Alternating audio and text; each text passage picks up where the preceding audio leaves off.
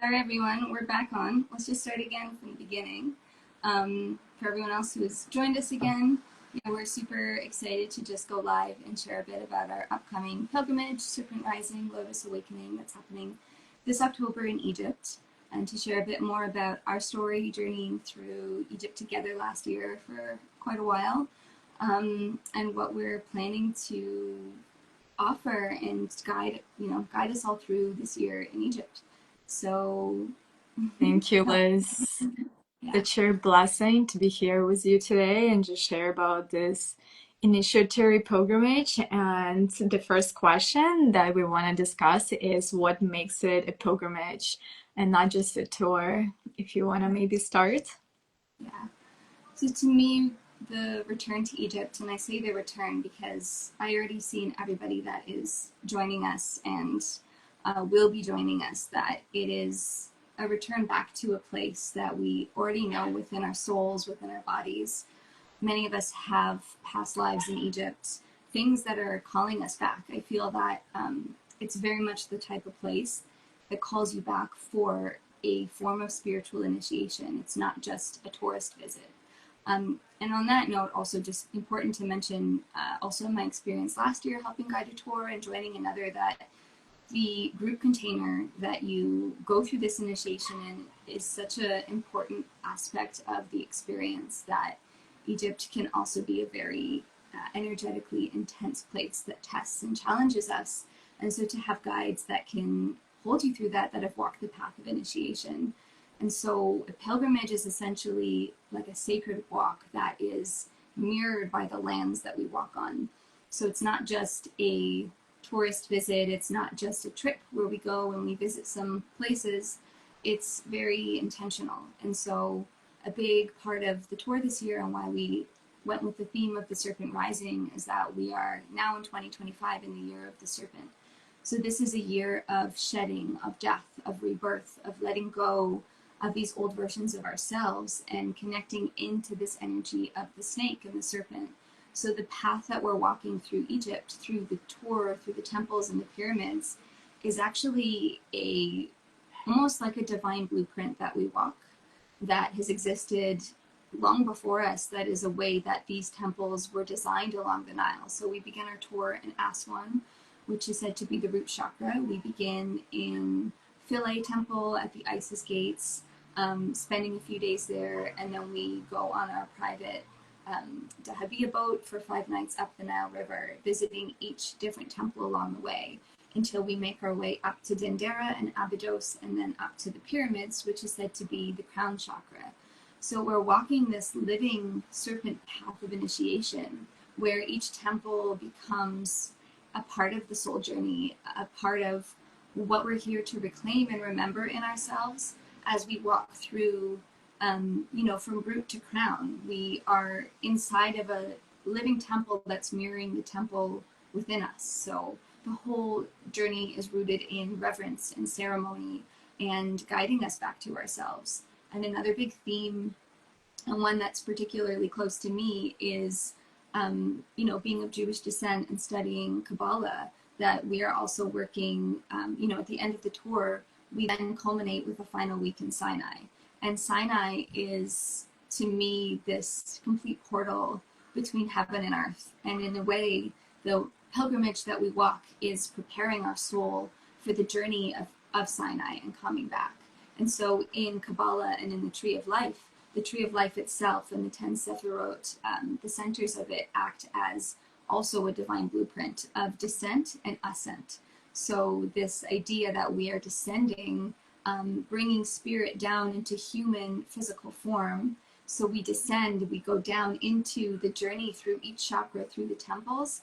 And after that, we then go through the ascent, which is what we experience in Sinai. So it is a lot of work, working through alchemy, working through past life, reconnecting to our divine birthright as priests and priestesses, and remembering these rites of initiation, that the temples themselves are also designed through sacred architecture, through sound and vibration, and in the place that they are on the earth, there is, in the geometry and in the geography, there are codes that we go back to remember these codes, and what happens is they unlock a door within ourselves, and then that becomes the main vehicle for our own inner transformation. Amazing, Liz. That was a lot of coverage. I love it. That's like a beautiful channel right there. Also, something I want to add to this initiatory pilgrimage is that this journey is truly an initiation through these temples that we already walked. A lot of us has these past lifetimes in Egypt and ancient Kemet that is remembered in our body and our soul. So every time we step into these lands, into these temples, we receive the codes within that unlock our divine purpose and remembrance of why we are here and our lives and purpose on this earth right now at this moment.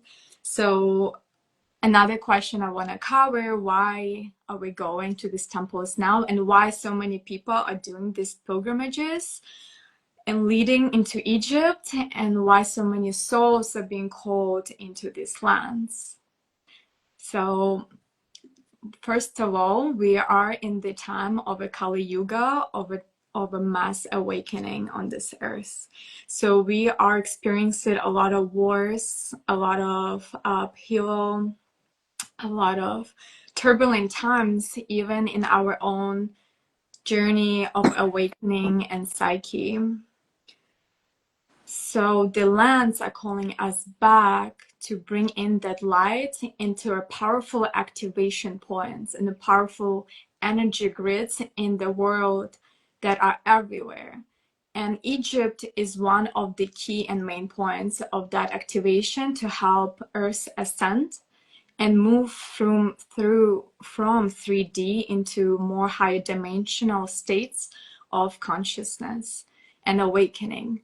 So a lot of light workers are actually being called to step into these lands, not just for some sort of tour, but for awakening the masses. Because through them stepping into their purpose and power and receiving the codes that they have been initiated already lifetimes before, they're able to shine their true life essence and power into the world. And we're coming into this collective field of holding each other, holding the priests and priestesses of Kemet, of ancient Egypt, together in this initiatory transformative pilgrimage that is going to help you to transform even and step into your highest self. So I think this is the time we're going to see some huge shifts, especially end of this year. There's something happening in the Egypt right now, especially end of this year and stepping into the next year. So we don't even know what's going to happen next year. We're here now. We know there's some gates and portals, and it's really important work for us to anchor that prayer, especially what's happening on the lands around Egypt and all over the world, of peace, of this new beginnings anchored in light, in love, and humanity, and really in this essence of transformation and rising into our highest path on earth. Mm-hmm. Yeah, let me just acknowledging we have a question to share more about the Sinai part, so we'll definitely get to that a bit further on. And yeah, if it's okay, I just want to add to what you shared so beautifully, Tsa, is that what also makes this as an initiation is that it's an initiation of our soul's power, of our soul's purpose, of our rising. And what we're seeing in the world right now is really what's playing out is this battle of dark and light. And this is the duality that Egypt holds, especially when we go into a place like Cairo. You're suddenly met with a lot of dark forces of, part of the initiation is also seeing what has happened since ancient times, how the temples have been desecrated, how they've been moved, how they have lost their reverence of the goddess and of the feminine.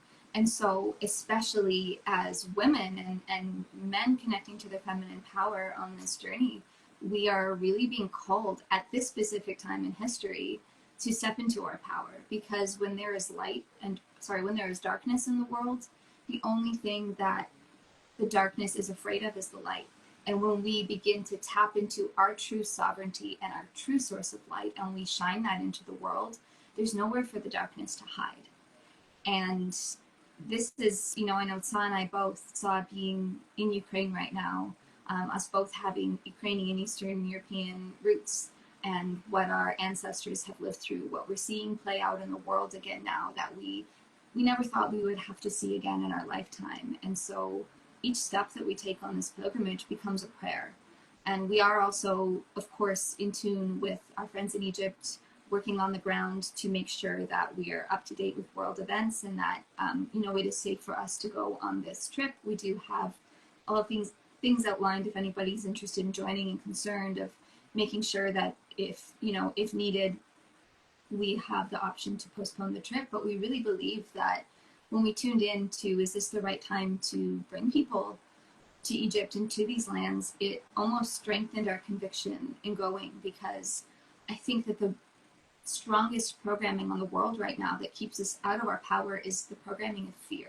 And when we buy into that fear and we allow it to stop us from stepping into our power, that's when we let these forces win. So what we're really calling in, and I know Sa and I both embody this and experience this on a cellular level through our time in our initiations in Egypt, is learning how to stand in our ground and to not let fear take over and stop us from remembering that we always have the power to birth new worlds, that we have the power within us to create real change, and that the war that's being fought is also a spiritual war. And so while it may be easy to feel helpless and that there's nothing we can do, when we step into our true birthright and step into our sovereignty and we open and speak and use our voices, that is, that's what gives us, to me, I really believe, the most power that we can embody.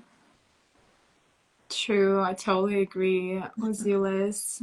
And I wanted to also touch base. We're working with Blue Lotus. I actually got Blue Lotus here, this beautiful sacred feminine flower of higher consciousness. So I just wanted to ask why we're working with this flower as well, and what is the theme around the feminine awakening that is happening. If I can touch base a little bit, and if you want to add as well. But the way how I see in the connection with ancient Egypt, there is a story of Isis and Osiris, the divine union of the feminine and masculine. And when that union has been compromised with some dark forces, their more evil, lower frequency, right? The underworld brothers Set, he killed Osiris out of jealousy and was ruling Egypt.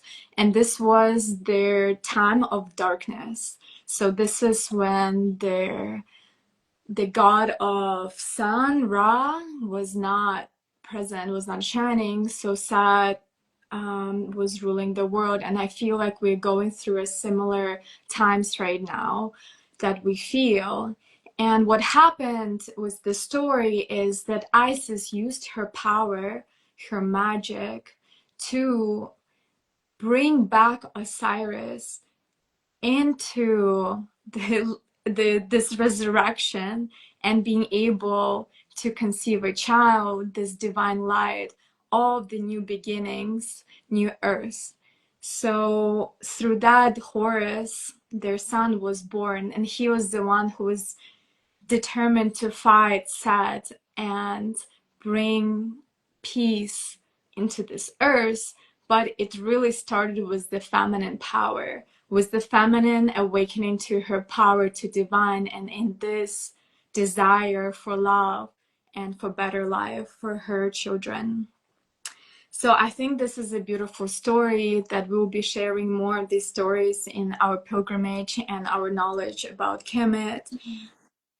And knowingly, Isis was working a lot with Blue Lotus flower, and there is a lot of power, and we can see it on the walls and temples. So what is that power of lotus and feminine that you can share with us, Liz? Yeah. And yeah, also to also echo that the story of Isis and Osiris is also one of descent and ascent, similar to the journey through the blueprint of the Kabbalah and of the Shekhinah, of the divine feminine. So these are all like these initiatory rites that we go through. Um, yeah, so the Blue Lotus, those of you who know me know that I've been working with the Blue Lotus for a few years now, and it is a medicine that I carry and I work with very closely and really feel is my mission to reawaken this consciousness in the world. And the Blue Lotus originated in ancient Egypt, so there is a prophecy um, that I'm still, diving into the actual roots of this prophecy.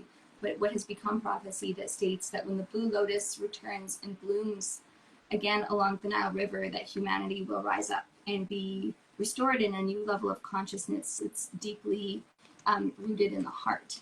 And so to me, the feminine, the Blue Lotus really represents the energy of the feminine.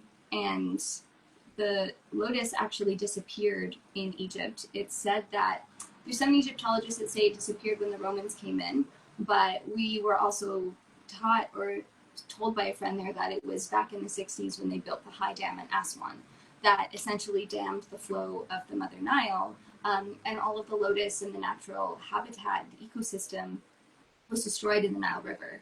Which to me, I always speak to this. I guide a lot of Blue Lotus ceremonies. I work with Blue Lotus and Sound, which is another part of the ritual that we'll be embodying on the tour that I'll get to as well.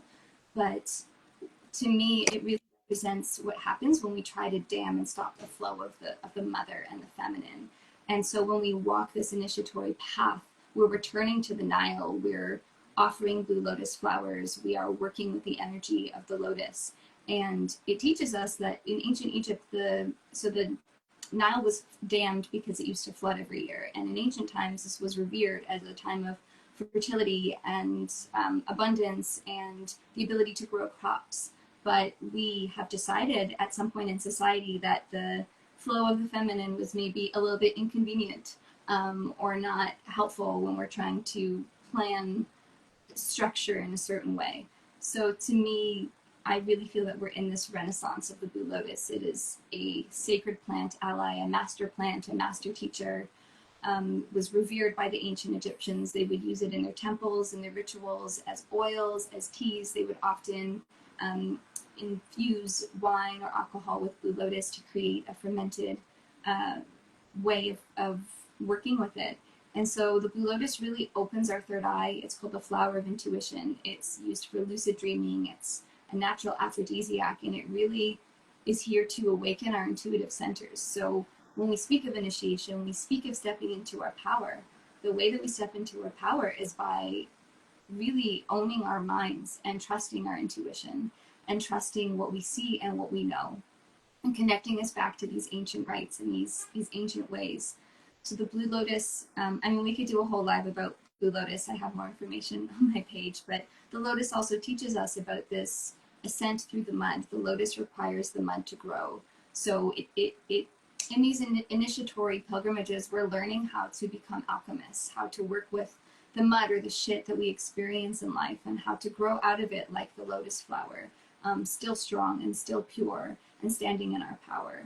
So we have incorporated the Blue Lotus as it's a medicine that both Sa and I carry, and she can share later on in our story. We met through a Blue Lotus ceremony in Costa Rica last year, and it is also the medicine that brought us together and is bringing together a lot of souls at this time to reawaken this consciousness, both within ourselves and collectively, because we, many of us have heard as within, as without, as above, so below, that the work that we do, this inner work to reclaim our spiritual sovereignty, to reclaim our own minds and our own centers, is the most important work we can do, because this also has a ripple effect on our entire reality that we're able to create from that place.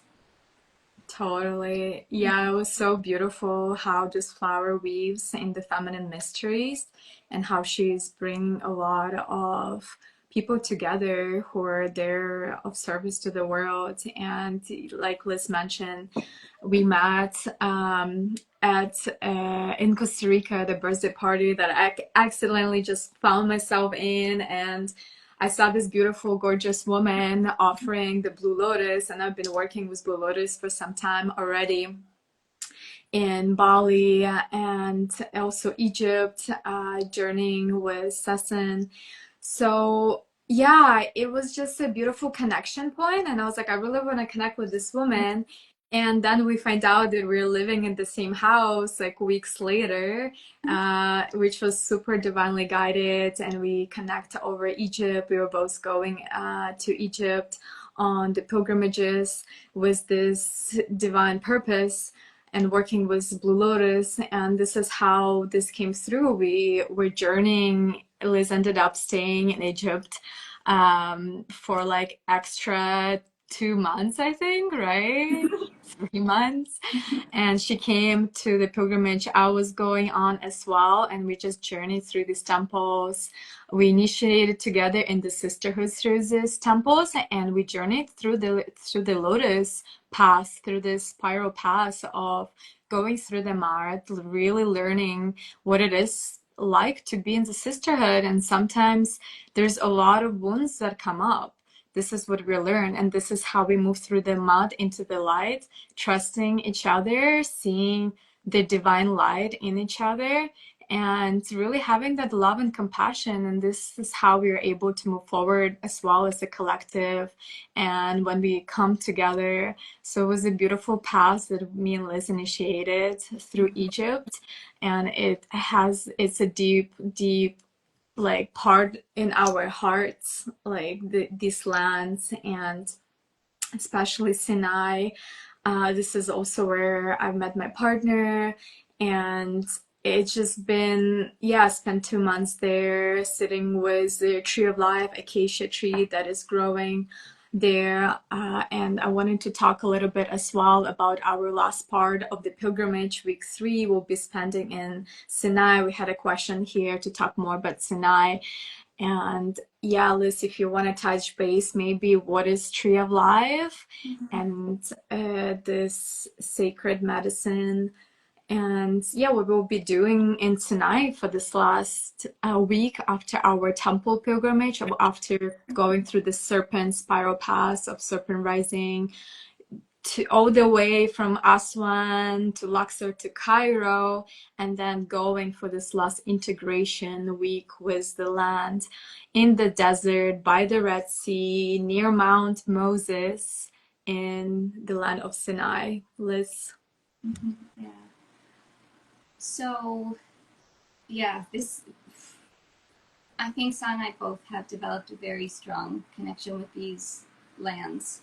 And there is a lot of, as I said, crossover between the Tree of Life in Kabbalah and Egyptian symbolism. This story of descent and ascent and the divine emanation and the journey through our own inner alchemy. So the week in Sinai is one, not just an integration week, because we've also tried to plan this pilgrimage in a way that is honoring the flow of the feminine and the feminine that's leading the tour. So to not have it be, we're seeing at points in the journey 1 or 2 sites per day, but we have a lot of time for integration and a lot of preparation and group activity. That being said, once we go through this journey, especially up to Cairo, it can be a really huge activation. And I think it's really important, as with any trip or journey that we take, that we focus on integration. So we have planned this week in the Sinai Desert to bring people there to also reconnect with this energy of the Tree of Life. And it said that the Tree of Life is an acacia tree, and acacia grows in the Sinai Desert, and it is a plant spirit and plant medicine that we will be working with in our last week in Sinai. So really, one, providing the space for people to embark on this initiation with the Tree of Life, and to be in these lands where, that's where Mount Sinai is. It's said to be in the exact place where we are actually staying. We're right along the Red Sea, and there's a beautiful camp that we'll have all to ourselves, and doing ceremonies in the desert and in the mountains that where we are staying is said to actually be the exact spot where Moses parted the Red Sea and found the burning bush. So the burning bush in the story in the Bible was also an acacia tree. So the story of the burning bush is that Moses, walks through the desert. He comes across this tree, and the tree is on fire, but the tree is not burning up. And it's through sitting and speaking to this tree that he begins to speak to God and find God. And God sends him this message to guide his people out of Egypt. And it's where he receives, all of these transmissions.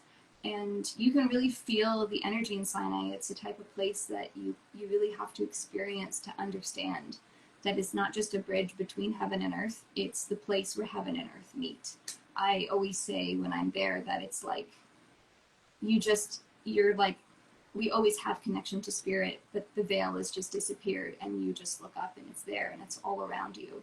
So I feel that, especially with everything that's happening in the world right now, coming to these lands, coming to Sinai and anchoring our prayers. Because one important lesson I learned last year in the pilgrimages that I was on was a lot of us might go on these types of journeys and go into the temples and go to these places and think, what am I here to receive?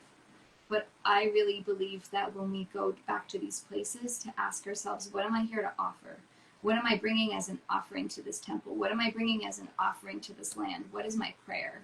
And it's through embodying our acts of prayer and devotion, that we realize that we're also in these energetic portals where we can do this energetic grid work to lay the prayers of peace, of power, of reclaiming everything that we're here to reclaim. So we're planning also in Sinai, we'll be slowly announcing more information. We have some amazing sisters and souls that are coming together to really co-create this collaborative retreat with us. And also just to let people know, if you don't already or you haven't visited our website, that we have two parts of the journey. So the first part is the temple pilgrimage, which is from October 6th to 18th. It's about 12 days. And then on the 18th, those who continue journeying with us, which so far is everybody on the tour, we'll be heading down to Sinai, and we'll be in that retreat from the 18th to the 25th. So the Sinai Tree of Life Medicine Retreat is also a standalone retreat. So if you want to come join us just for one part or just for Sinai, we have space, and we're welcoming in a co-collaboration if there's space of something that you would like to offer in that week. We're planning sound journeys and movement, ecstatic dance, Blue Lotus ceremonies, cacao ceremonies, the Egyptian Tree of Life ceremony that we'll be working with, and to really open space for those who want to share their gifts as well and step into their leadership, to have an opportunity to do that and guide the group in what I believe is one of, if not the most powerful lands on earth. For sure, Sinai has such a special place in my heart. It's truly my home. It's the land that I was able to connect with God the most in the most intimate ways, and just be, like, I call it a portal. It's a portal, it's a Boogaloo portal. And we really love community that is there. Just imagining, sitting by the fire at night, watching the stars by the sea, like everything is quite open in nature. Just being able to walk into the desert as your backyard and receive offerings of ceremonies, of water work also that I offer, like water therapy, healing, integration. We'll be doing one-on-ones there as well. And just, offering that space for people to really go deep and be with their healing, to transform and find their connection to God, to their divine self, and just go deeper within. Like, this is really our mission and hold, to create that bridge. It's already a powerful land just to be, but we're there to assist for people to really drop into that connection with divine. So, any other questions do we have, Liz, that we want to cover? Yeah. Maybe we can talk about our backgrounds. I think there was a question on that. And yeah. I'd also just love to add, I know I touched on this, but the importance of sound and music and vocal activation, that this is really something that also, I believe, is an important part of our tour and sets us apart as well, that we are working with sound and music and vibration and frequency medicine throughout the entire journey. We have the honor of both traveling with our partners, and my partner and I, he's a talented sound alchemist and musician, and we have a music project called Templo del Cielo, which means Temple of Heaven. And we do these Blue Lotus and sound transmissions and ceremonies to really anchor in this energy of heaven on earth. And so it's also through working with someone, and myself as well. We're both professionally trained in sound healing and in vocal activation and vocal coaching. So we're going to be using a lot of these tools in working with the power of our voice. So having full sound journeys with Blue Lotus, times inside and outside of the temples where we are really connecting to the power of our voice. And this was a big part of the tour that I helped lead last year, which was called Resonating Egypt, with my dear friend and colleague and mentor, Jesse Stewart. And we were going through each of these temples and these sacred sites and toning and using our voices and connecting with the energy of the place in that way. So to really highlight that that is an important part of the tour as well, that we're going to be really like actively participating in this awakening and initiatory path that we're walking through the power of our voice and the power of music and sound and vibration. Mm-hmm. Yes, totally. I admire Liz singing so much. It's such a transmission in its own, and when she comes with her divine partner, it's like, wow, we have created these journeys in Costa Rica together as well, and Egypt. I usually DJ for ecstatic dances and for the somatic healing experience, dance activations.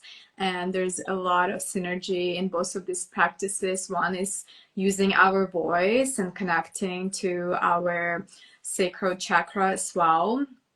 And then also connecting to our root, our heart, and just moving the energy. I find it very important to also while we go through this initiation, to move our bodies, to let the sound move us and open it us, and to so we can process what is happening. So I'll be guiding ecstatic dances and dance activations throughout our journeys, so we can drop in, we can release, and just really open up all the pathways for our lotus to rise. And I'm super excited to do these offerings and work with music and sound. It's the most powerful tool to use that frequency. And also, as we're journeying through temples that used to hold these rituals of sound as well, I think it's super important to bring that to Egypt on its own. And we're doing it as a collective here.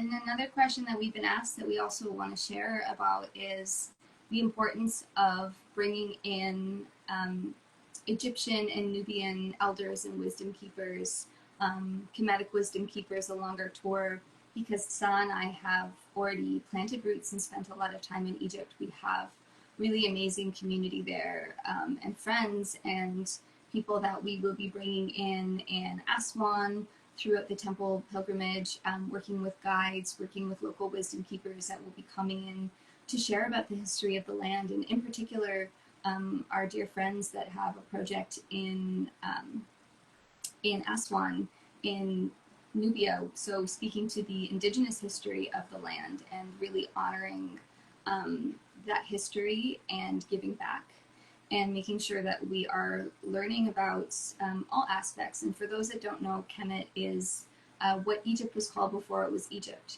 So Kemetology versus Egyptology. Kemetology focuses more on the mysticism, the mystical history of Egypt. So we want to make sure that we're not just going in and, I experienced a lot of this. A lot of guides will bring you into the temples and say, this was built at this date.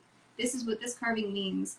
And not really tuning into like the living symbolism of the temples and the felt sense of it. So I feel that we're really finding a good mix of providing the history and the facts, but then also bringing in that mystical aspect and bringing in a lot of the mysteries, because a lot of these things are still mysteries. It was after our time in Egypt last year where they discovered these huge pillars that were underneath the pyramids. And when you're there, you can feel that it's not just a pyramid. There's something else that's happening. There's technologies that the ancient Egyptians used that are beyond what our minds can even comprehend. And so a lot of what we're there to learn is just like, again, the feminine is the realm of mystery, is like just being in that mystery and letting ourselves feel what comes up through that. Totally. Yeah, we actually, me and Liz connected over a prominent wisdom keeper of the Kemet knowledge, Abdul Hakim Awayan. And we met. I've had the honor to meet his daughter, and she's the one who's keeping a lot of this wisdom keeping. And she initiated me into the school of Kemet while my first time 2 years ago in Egypt. And Liz had a chance to meet his was cut. Is it like grandson, like grand? Yeah, Huh? who was a part of our tour last year that I did. Mm-hmm. Yeah. So yeah, it was a beautiful synchronicity for us to weave also with these wisdom keepers, and we're hoping to have them at least to come and connect with our group while we're in Cairo in this powerful activation portal. Pyramids were really a place of initiation of this rites of passage. So that's why we were leaving it for the last part of our pilgrimage. It's really important, like ascension portal and a tool. It wasn't a tomb. So, and this some of the things we're gonna be sharing with our people who are joining. And yeah, beautiful souls that are also doing regeneration projects in Aswan. We'll be staying in a Blue Lotus Eco Lodge. So not we're just working with Blue Lotus, we're actually staying in a place, one of the very few places who are bringing Lotus back into the Nile to fulfill this prophecy that when the Lotus come back to the Nile, this is when all the wars will stop, when the feminine will be able to rise to her deserved place next to the masculine and rule, right, and lead. So along the way. So these are just very important points that we believe are bringing into the wholeness of this whole experience and connection points and giving back to the land. We're going to be giving back to the projects at Aswan who are growing these lotus flowers, who are also working on regeneration of the land, because since the dam was managed in Aswan, it created a lot of droughts on the land. So yeah, there's just a lot of things that are being done in the background, and just our connection and to these lands and how we can give back, which is a really important aspect of our work, and just any work, anyone who's bringing people in to Egypt. I think it's really important, or any other sacred land, that we respect the land, we respect the culture, and we bring in the local into our group. And we'll be working with different guides as we journey, also like archaeologists and wisdom keepers who are connected to this higher knowledge of Kemet, not just what they teach people in the books aspect of it. And we're super excited. These people are like powerful, and it's an honor for our paths to cross with them in this journey. Mm-hmm. Amazing. And Sa, do you want to start? Maybe we share a bit about ourselves and our background and who we are as the guides of this tour. Yeah, sure. So I can start here and share a bit about myself. My name is Sa. I've been on a deep spiritual journey for the past 4 years. I had an awakening into my lineage with my ancestors who has been witches and wizards, and reawakening some of the gifts within myself. I've been holding ceremonies, mainly working with women and Feminine Rising. Also working with Blue Lotus, some other sacred medicine plants. I'm also learning herbalist, so working with all kind of healing plants and doing water therapy, working with elements. So initiating people through fire, earth, air, and water. My main element that I love working with is reversing through the power initiation, being able to hold people in water and taking them into this womb space of being, of surrender, of feeling their emotions, of just trust. It's super powerful. We're sharing some of this on our journey in Sinai, and also the work that I do with music and somatics. So there's a deep healing, and I already mentioned DJing, and I've been on a really deep path in the past few years with Tibetan Buddhism. Actually, I'm incarnated monk here. I've been in Tibet and Nepal and studying Tantra and Buddhism in Mahayana tradition. So really tapping into the heart and compassion and being able to hold that space. And also studying the ancient Egypt. I've been journeying for over the past 2 years. I've been building a coven project as well with the sisters who are anchored in Sinai. We are building an international mycelium network of mystical beings who are coming together to support each other, to provide safe spaces and houses where we can heal, anchor, and receive support from each other, especially leaders in the space, and continue weaving our network. Liz is part of it as well. So yeah, it's just a really beautiful things that are in my field. I'm doing a lot and also mentoring people on this spiritual guidance and healing and stepping into their best lives. So yeah, Liz, do you want to tell now about your background? I know it's like a lot, we're multidimensional beings, but just wanted to like give a bit of a background and your knowledge. Hearing, even just being reminded of like all the magic and medicine you carry is amazing. Like truly an honor and privilege to be leading this journey with you. And yeah, I feel that I've been on a spiritual path since the moment I was born, but I experienced, there's things that take us off our path, and it's been for, I'd say the last 10 years now that I've been moving through just deeper and deeper spiritual awakenings, through my own journey of healing from trauma and PTSD and chronic illness and all these things that the system tries to pull you into.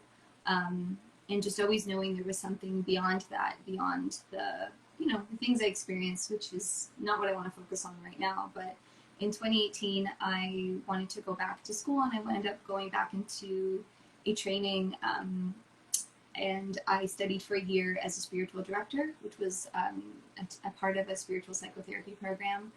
And during this time, just really diving back in, I started studying sound healing. I also grew up as a musician, and I stopped playing for many years. And I also have been on my own healing journey for the last 9 years, a deep, deep healing journey with plant medicines that have brought me, to me, it's all brought me back to Egypt and back home to myself. So I am a plant medicine guide, an integration coach. I work with people, guiding them as a spiritual rebirth doula through very intense death and rebirth processes. So really holding space for people through really delicate and intense moments of initiation. And again, I have, I'll be sharing more of my personal story on my page in the coming maybe months. But really just coming from a place of having been through the dark and having to find the light. So I've been studying many things over the last years, studying Kabbalah. I did a 2-year apprenticeship in Hebrew shamanism where I was studying and learning shamanic journeying with the Hebrew goddesses. So I do a lot of, in my Lotus ceremonies, guiding shamanic journeys, deep journey work, deep sound healing work, medicine work. and a lot of work with women. So for the last 10 years, I've been guiding, moon circles and women's circles, doing red tents at various festivals and retreats with my fellow sisters, and really stepping into this power of the feminine rising. My background was actually in fundraising and nonprofit, and also worked in the music industry for a long time. And I worked for maybe 10 years fundraising for almost every major aid organization in the world, that led me to working at local women's shelters and rape crisis centers.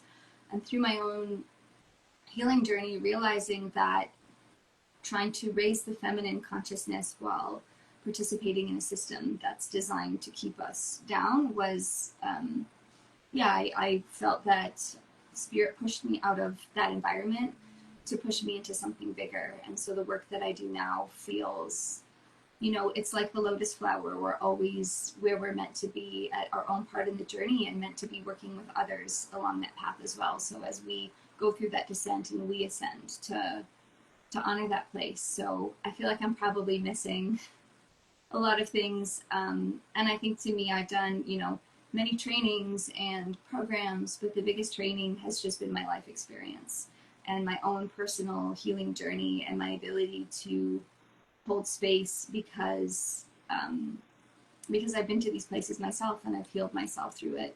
So another big energy I work through my rebirth ceremonies. I guide very powerful ceremonies called Divine Mother transmissions. So I've been working also very closely with the lineage of Isis and the Divine Feminine, and the Cosmic Mother, the Divine Mother.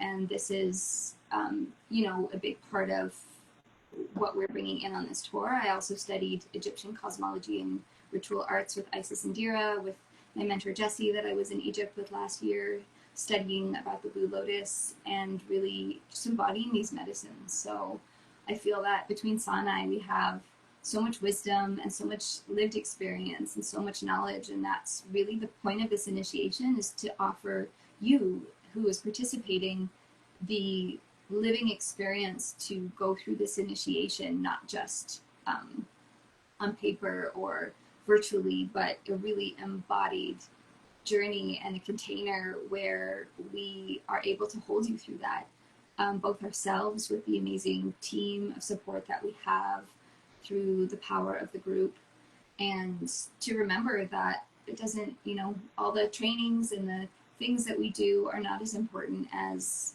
just going back within, remembering our true power, reawakening. I feel that everything I've learned on my journey has actually been a journey of unlearning and of ancient remembering. Totally, completely. That was perfectly said. I feel like this is a beautiful ending of our temple talk here. We'll be saving this recording and perhaps sharing it part or in full, we'll decide. But it's been such a pleasure to share our medicine with you, to share our upcoming pilgrimage in October. If you want to find out more details and like in-depth itinerary and what temples are we going to and what are going to be doing and etc., you can go to our website serpentrises.com, or find the link in our bios. I'm definitely looking forward to hearing from you. Please comment or share your insights. What has touched you most? What did you learn from this? What would you like to hear maybe more in the future? We can do this again, maybe in a month or so. And yeah, I'm super excited. Feel very elevated. Just want to say a quick prayer here to the divine, to our support, to God, for holding us, for the divine feminine, the mother, Isis, and all the goddesses that are here with us on this journey to bring the most aligned souls into our field, to join us, and to give them courage to step into their soul calling, to step into that awakening of their soul essence and being, and their true why. And this activation that will happen in Egypt, may they remember of why they're here, and may they remember the power of these lands, and may they remember their true soul calling and resonance with what is truth, what is most aligned for them at this time, and the healing that is happening already in the field. May all be blessed. Sending so much prayers and healing to all the lands around. And with this prayer, with so much love and gratitude for this path and journey, for my dear sister Liz and all around who are in our field, our support, I close this ceremony of transmission. Aho. Amen. So it is. Thank you, Tza. Thank you, everyone that joined and shared your questions. And we are here if you are interested in learning more, even any of our other offerings, learning more about Egypt, reach out anytime. We will share this on both of our pages. I'm at Mystic Sister Arts, and Saw is at Saw the Witch, TSA the Witch. And we're just excited to keep bringing these transmissions through, whether you're able to be live on this pilgrimage with us or not, or just live on Instagram with us. We just really appreciate the magic and the weaving of every soul that we have already weaved together with through this journey. And it's been the most powerful, life-changing initiation and rite of passage and mission that I feel we're here to embody. And yeah, the day I finally met Saw face to face and we found out we were both going to Egypt, I literally said, I think we're supposed to guide a tour together in Egypt. And then we were like, okay, let's see how this goes. And then, on our journey in Egypt, there were many moments where we're like, I don't know about this, but then we're here. So I think it's really amazing to, through our journey of sisterhood and the way that we've embodied these codes of abundance and stepping out of scarcity and competition and just really helping each other rise, that as the serpent rises, we rise, and we're here to support you in your rising and in what's coming alive for you and tapping into these codes of just abundance and magic and power. So thank you to everyone who's taken the time to watch this. Thank you, Tza. Thank you, Spirit, for bringing us together. And we look forward to connecting with you all. Ciao, ciao.